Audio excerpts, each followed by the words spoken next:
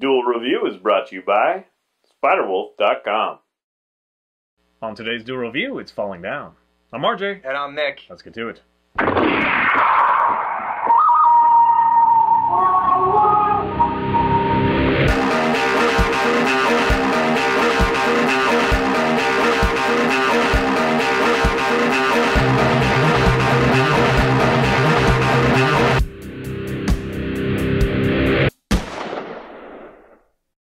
Hey guys, welcome to Friday, April 5th. We are doing Falling Down. That's right. Michael Douglas, Robert Duvall, Barbara Hershey.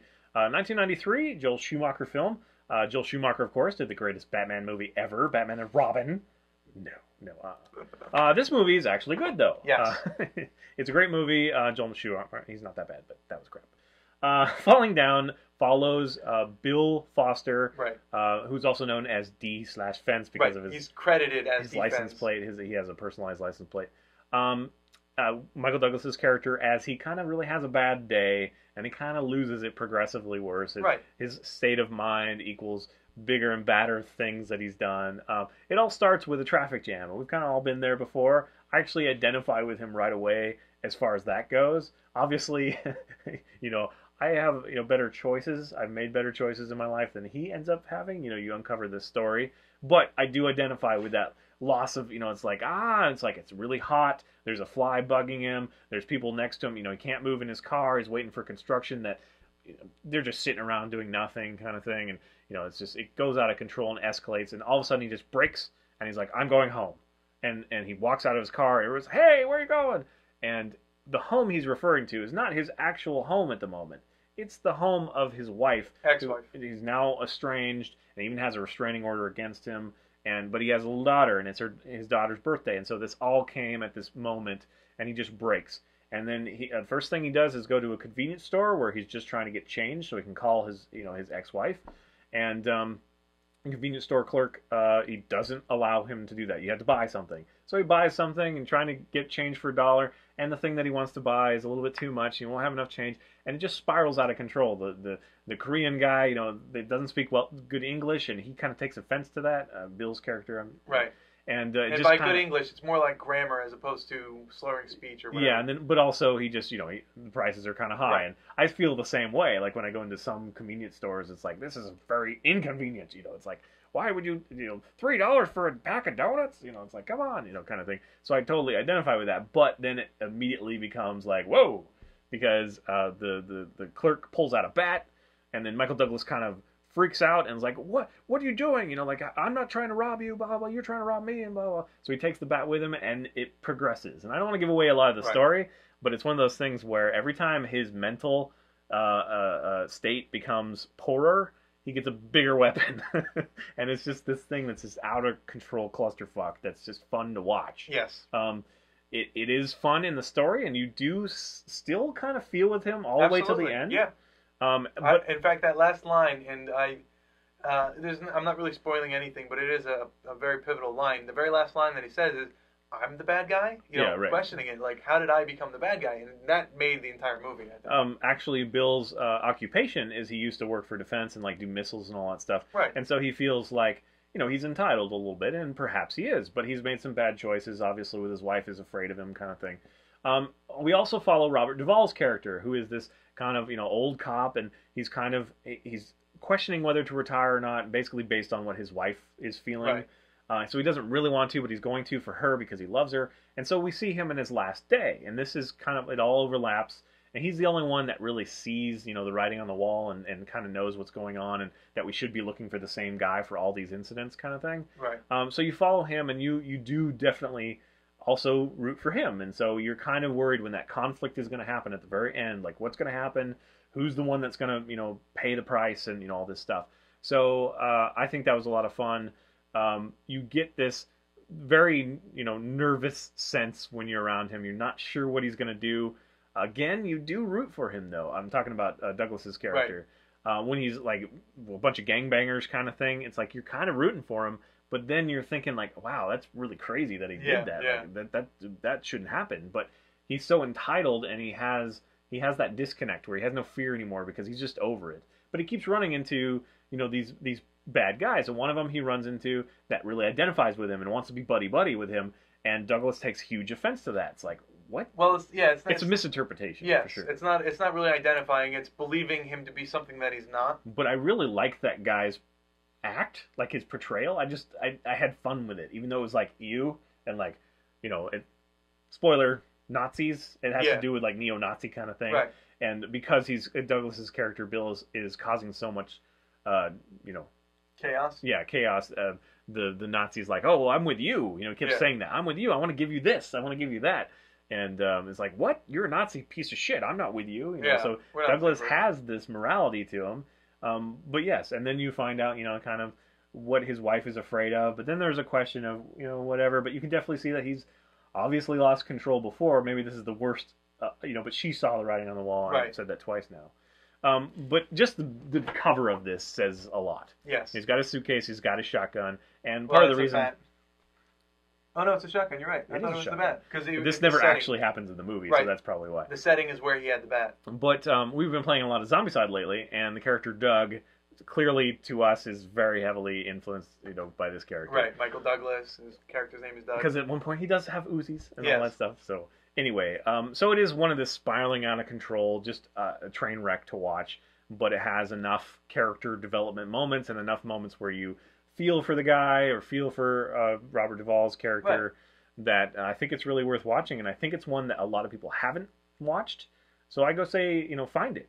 Yeah, it is an amazing movie. And speaking about Michael Douglas portraying Bill Foster, it totally reminded me, with as far as the ethics and the morals that he puts into it. If my father went crazy, that's what this guy would be. If he just snapped, because you've all seen your dad mad, everyone has. But when my dad goes mad, I think it would be something like that. Just angry. And you wonder if he's stern and stoic at the same You wonder time. if he's crazy or if he's just had, midlife crisis, Brady. That, and he doesn't have the ability to rein it in, or he's one of those kind of dads that forces his kid to play kind of thing. Yeah. And so you might know somebody like that, and it's a very real thing. Yes. And so you just see that he doesn't understand that he can't control the situation. Like, why should they should be enjoying this. I don't get this, kind of thing. It just makes him kind of angry. And it's not totally outward. He's not like, ah, all the time. Right. But he boils and then, ah. Kind of exactly. That's what his wife is afraid of. Right. So. But yes. And then I always wonder what the whole thing with Duvall and his wife is. Like, we get glimpses of it. And like, she lost her looks. Spoiler.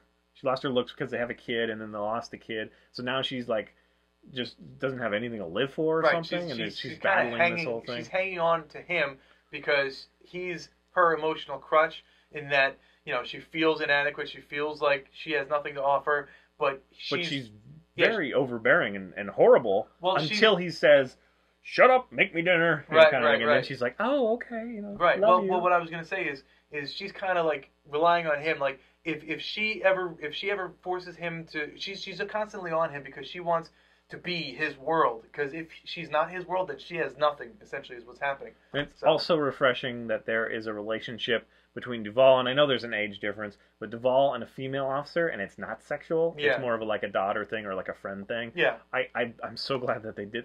We don't see that much. It's usually like, oh, we had that one affair thing. It's just like, that's done too much. Yes. So I appreciate seeing this other part, and you root for her as well, even though she's not a huge part of the film, but at the end she kind of defies her, whatever, to help him. And then, what something happens at the end that you're sad for one character, but you're happy for the other character. But you're still sad and happy, so it's not a feel-good movie in any sense, but it is an interesting... It's very rich, is what it is. There's a lot of things happening, a lot of emotions. It's quirky. It's a great movie, So please subscribe to our YouTube channel and follow our great playlists. Game Lab's been a lot of fun. Yes, it has, and please leave comments. We love comments, and you can help support us by buying our wares at spiderwolf.com. That's right. T-shirts, a card game, art print, short stories, and more. See you guys later. Kickstarter coming soon. Yeah.